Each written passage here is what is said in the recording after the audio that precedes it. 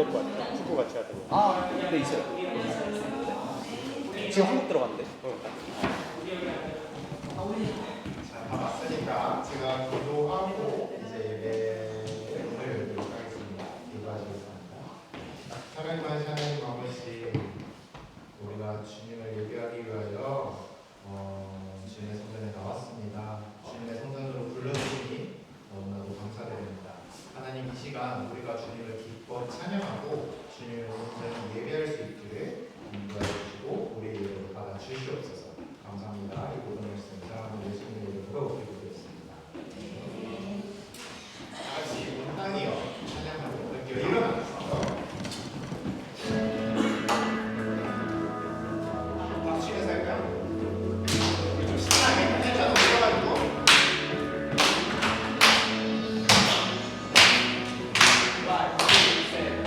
온당이여 주님을 찬양하여라. 그의 이름 영광을 찬양하여라. 온당이여 주님을 경배하여라. 주의 크신 이름을 노래하여라. 세상을 만드시고 다스리시는 그분은 여호와 나의 하나님. 주를 주로 노래하네. 손깍지며 하나님을 찬양해. 나의 구원 나의 기쁨 나의 소원 하나님을 예배하네.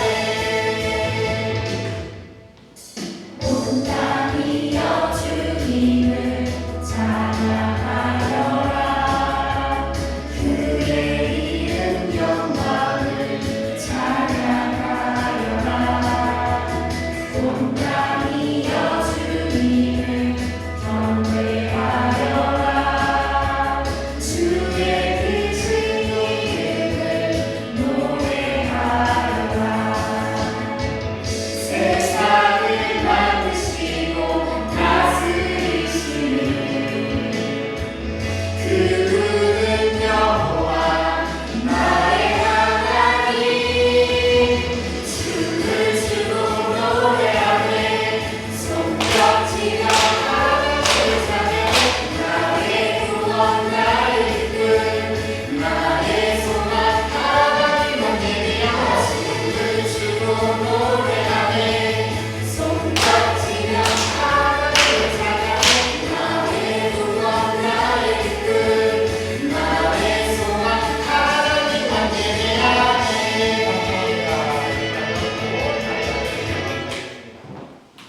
이어서 나는 예배자입니다. 같이 찬양하도록 할게요.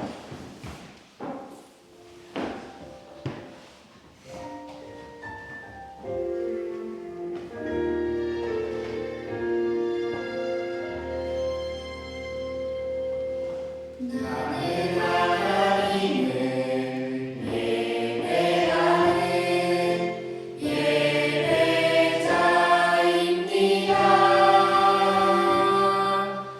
내가 서 있는 곳 어디서나 하나님을 예배합니다. 내 영혼 거룩한 은혜를 향하여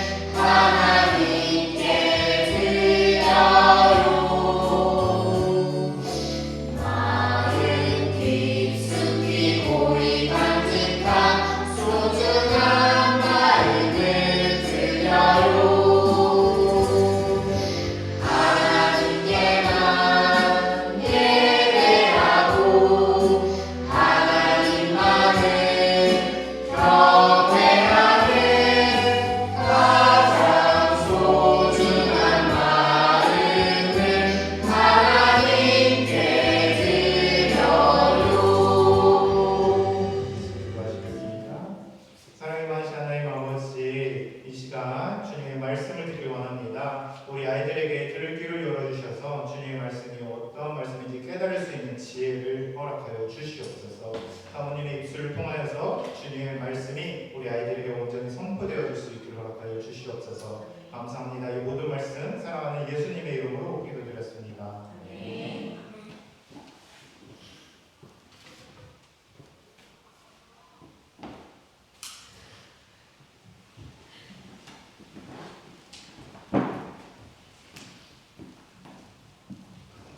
네, 우리 친구들 잘 지냈어요? 네, 바람도 불고 날씨도 오락가락해서 감기가 걸렸다가 나은 친구들도 있을 거고, 그렇지만 앞으로는 감기가 잘 안 걸릴 수 있도록 우리 잘 먹고 잘 쉬기도 하고 물도 많이 마시고 그랬으면 좋겠어요. 자, 오늘 제목을 보면요, 사랑을 찾습니다 라는 제목으로 말씀을 나눠보고자 합니다.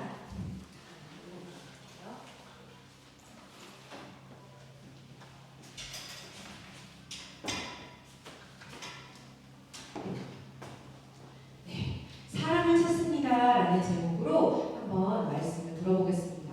오늘 사모님이 이 말씀을 준비할 때요, 어떤 마음이 들었냐면, 이 말씀은 우리 예수마을교회 주일학교 친구들의 모습이다.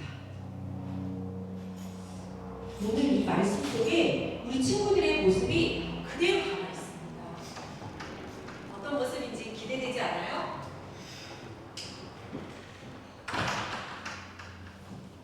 그래서 우리 친구들이 말씀을 읽고 그대로 살려고 노력하는 거 맞죠? 노력하는 그 모습이 오늘 말씀 속에서 그대로 나와요. 그래서 오늘 친구들이 잘 듣고, 아, 이런 모습이 내 모습이었구나. 사모님이 보는 내 모습이 이런 모습이었구나. 하나님도 나를 이렇게 보시면 참 좋겠다 라는 마음을 가지고 어떤 모습인지 한번 잘 들어보셨으면 좋겠습니다. 회사에서는요, 사람을 뽑을 때는요, 이력서를 받아요. 그쵸? 레주메를 받는단 말이에요. 그러면 그 이력서 안에 나의 이름, 주소 뭐 이런 것들도 써있지만 가장 중요한 것은 뭐냐면, 이 사람이 지금 내 회사에 필요한 사람인가?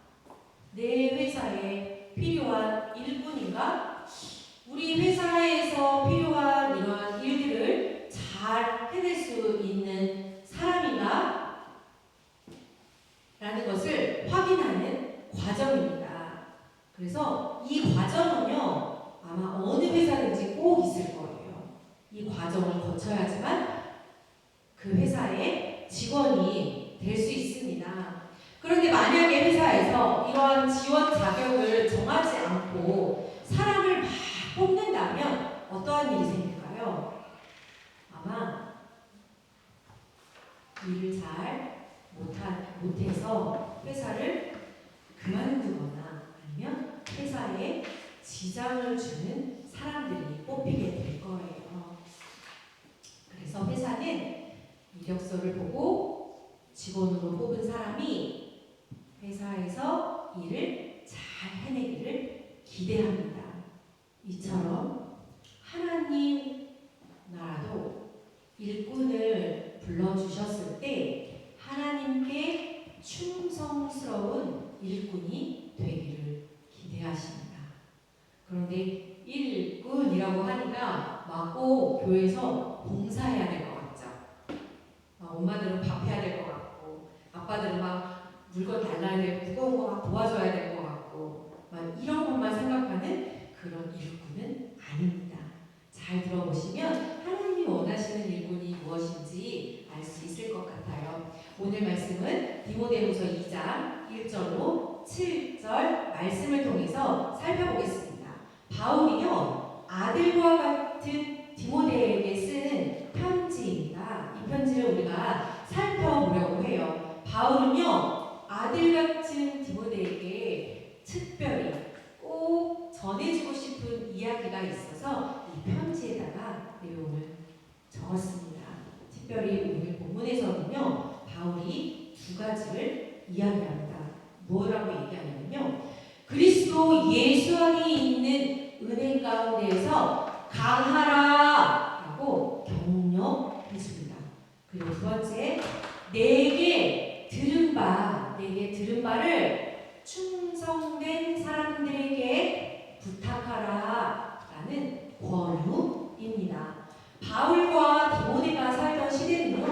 믿음을 지키기가 어려운 시대였어요. 지금처럼 내가 교회에 와서 예배드리고 찬양하고 이런 게 누가 우리를 핍박하지도 않잖아요. 그렇죠? 이렇게 자유로운 시대가 아니었습니다.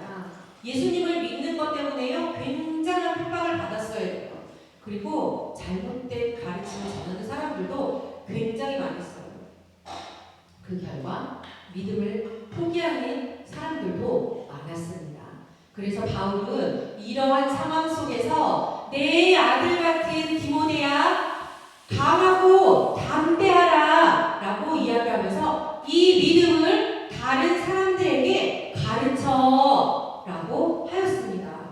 그런데 여기서 바울은요, 다른 사람을 가르칠 때 내게 들은 바를 가르치라고 했습니다. 디모데가 바울에게 들은 바의 것은 무엇일까요? 바로 하나님의 말씀이었습니다. 즉 디모데는요, 어떤 가르침이 아닌 하나님의 말씀을 전하고 가르쳐야 하고, 이것이 충성된 하나님의 일꾼이 해야 할 가장 먼저 된 직무입니다. 그렇다면 충성된 일꾼은 어떤 사람일까요? 바울은요, 세 종류의 사람으로 비유합니다. 첫 번째는요, 병사로 비유를 해요. 근데 병사는요, 왜 그렇게 비유하냐면 충성! 네! 알겠습니다! 하고 어떻게 해요? 상사의 말에 즉시 순종하죠. 중요하게 생각합니다. 그래서 병사에 비유하고요. 두 번째는요, 경기하는 자에게 비유합니다. 경기에 승리하려면 그 경기에서 잘하는 것도 중요하지만요, 꼭 기억해야 되는 것이 있습니다. 뭘까요? 규칙입니다. 규칙을 어기면요, 내가 아무리 잘해서 이기는 것 같이 보여도 실격합니다. 그래서 경기하는 자에게 비교합니다. 바울이 비교한 이 두 일꾼을 보면요, 병사를 모집한 사람은요, 상관의 말이 기준입니다. 그리고 경기하는 자에게는요, 규칙이 기준입니다. 분명한 기준이 있어요, 세상에도. 그럼 하나님의 일꾼에는 어떤 기준이 있을까 하고 보니 아까 사모님이 말한 것처럼 하나님의 말씀입니다. 충성된 일꾼은요, 하나님의 말씀을 중심에 두고 삶의 기준으로 삼습니다. 물론 부모님의 말씀도 중요하지만 부모님들도 삶의 기준을 말씀에 두고 사시기 때문에 우리 친구들도 당연히 말씀을 삶의 중심에 기준을 두고 살아야 합니다. 세 번째 비유는 누구한테 있냐면요, 농부입니다. 농부는 어때요? 계절에 따라 씨를 뿌리고 곡식도 거두어요. 그러면 농부가 농사를 짓는 목적은 뭘까요? 곡식을 얻기 위해서죠. 네. 만약 농부가 아무 곡식을 얻지 못했다면 그거는 어쩌면 헛된 일을 한 것과 같아요. 그런데 농부는 곡식을 얻기 위해서 수고로 밭을 내고 물을 주고 벌레를 잡고 잡초를 뽑고 뼈아볕에서도 나가서 일을 하는 수고로움을 자처해서 열심히 일을 해야 합니다. 그러면 다음에는 한번 발을 한번 보여주고 싶은데요. 누구의 발인지 혹시 아세요? 혹시 어른들은 알 수도 있어요. 네, 발레리나 강수진 씨라는 분의 발입니다. 발이 어때요? 내 발하고 똑같아요? 아니면 엄마 아빠 발하고 어때요? 어른의 발입니다. 똑같아요? 여러분들이 봤을 때는 어때요? 똑같아요? 엄마 발이 저렇게 생겼어요? 네. 아니고 네, 평범해 보이지 않아요. 상처도 있고요. 발 모양도 이렇게 뼈들이 이렇게 톡톡톡 튀어나와서 좀 특이하잖아요. 그렇죠? 발이 왜 이렇게 됐을까요? 엄청난 훈련의 결과였습니다. 발 모양이 저렇게 변할 정도로 매일매일 훈련을 열심히 한 거예요. 훈련하는 동안 얼마나 발이 아팠어요?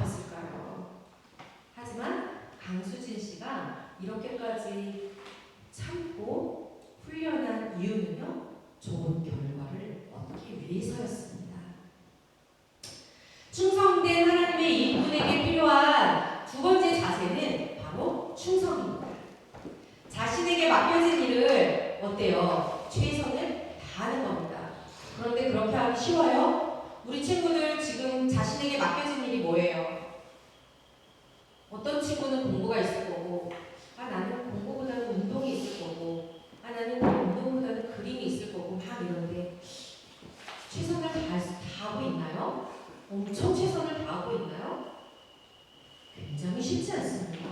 왜냐하면요, 절제 그리고 수고가 필요합니다.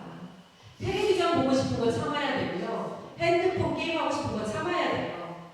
그런 절제들이 필요해요. 그리고 내가 정말 열심히 노력하는 수고가 필요합니다. 그래서 바울은요, 성경에서 이러한 것을 한 단어로 표현합니다. 뭐라고 표현하냐면요, 고난이라고 말합니다. 우리가 그것을 또 고난이라고 표현을 해요. 그런데 이 고난에는요, 너무 감사하게도요, 결과가 있습니다. 결과가 있어요. 병사를 모집한 사람을 기쁘게 하는 결과, 경기하는 자는 승리의 관, 농부는 풍성한 곡식을 얻는 것처럼요, 하나님의 일꾼으로 사는 것은 쉽지만은 않습니다만 하나님이 주시는 분명한 기쁨이 있습니다. 그렇기 때문에 우리가 인내하고 수고하면서 충성할 때 하나님이 주시는 승리의 관, 하나님의 나라를 얻게 되는 것입니다. 지금은 비록 내 눈에 보이지는 않지만 왕이신 하나님이 주실 구원의 영광을 생각하면서 우리 친구들이 있는 그 자리에서 충성된 일꾼, 하나님의 일꾼으로 살아가야 합니다. 다음 그림으로 한번 손흥민 선수를 한번 보여주고 싶어요. 우리 친구들 손흥민 선수 알아요? 알죠? 굉장히 유명한 선수잖아요. 손흥민 선수는 우리나라뿐만이 아니라 영국 프리미어리그에서 뛰어난 활약을 하는 최고의 축구 선수입니다. 그런데 어떻게 최고의 선수가 되었을까요? 그는요, 한 인터뷰에서 이렇게 말합니다. 내 인생에서 공짜로 얻은 건 하나도 없습니다. 드리블, 슈팅, 컨디션, 내 건강의 유지, 부상당하지 않는 것, 내가 정말 노력해서 얻은 결과입니다. 라고 말했어요. 그가 프리미어리그에서 득점왕이 되고요, 최고의 선수가 되기까지 저절로 된 것은 하나도 없습니다. 매일 연습했고요, 주어진 일에 최선을 다했습니다. 하나님의 충성된 일꾼을 살아가는 자세도 이와 같아야 합니다. 하나님의 충성된 일꾼이 저절로 될까요? 저절로 되기 어렵습니다. 되지 않는다고 봅니다. 매일 하나님의 말씀을 읽고 그 말씀을 내 마음의 중심에 두고 그 말씀대로 살기 위해서 힘쓰며 살 때 충성된 일꾼이 될 수 있습니다. 사모님은 이 말씀을 읽으면서 이 설교를 준비하면서 우리 예수님의 주일학교 친구들을 하나님 이러한 모습을 갖기 위해서 애쓰고 있습니다. 바로 이러한 모습이 우리 주일학교 친구들의 모습입니다. 라고 고백했던 것 같아요. 우리 친구들의 모습이 이러한 모습이 되어서 하나님을 기쁘시게 하는 충성된 일꾼이 되시기를 기도합니다. 같이 기도하겠습니다. 하나님 감사합니다. 하나님이 원하시는 일꾼은 봉사를 잘하고 일을 잘하는 건 줄 알았는데 오늘 말씀을 보니 하나님의 말씀을 중심에 두고 그 말씀대로 살기 위해 힘쓰며 살 때 충성된 일꾼이 될 수 있다는 것을 배웠습니다. 우리가 지금 말씀을 읽고 쓸 때에 그냥 지나가면서 쓰는 것이 아니라 하나님 말씀을 내 마음의 중심에 두고 살아가는 예수마을교회 주일학교 친구들이 되도록 도와주세요. 예수님의 이름으로 기도합니다. 아멘.